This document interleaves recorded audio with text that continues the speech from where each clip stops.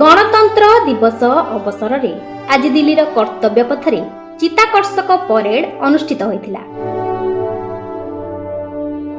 तेबे एही परेड कार्यक्रम रे एमिति एक दृश्य देखिबाकू मिलिथिला जहाकू नै समस्ते आश्चर्य हो जाइथिले।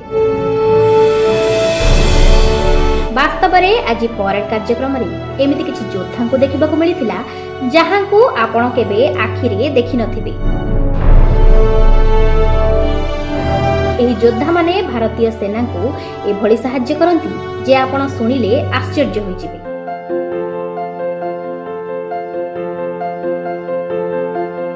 कर्तव्य पथरे चालुथिबा एही जंतु को देखंतु।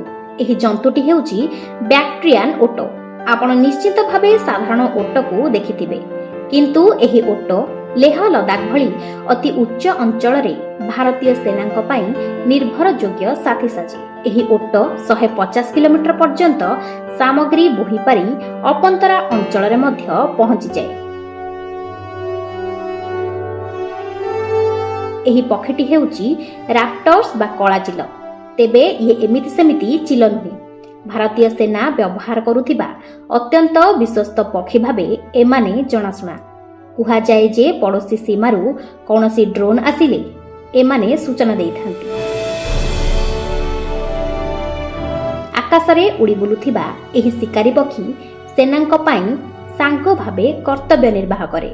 आज कर्तव्य पथरे एमानंक काम बाबदरे प्रधानमंत्री नरेंद्र मोदी मध्य अतिथिंकु बुझाई देइथिले।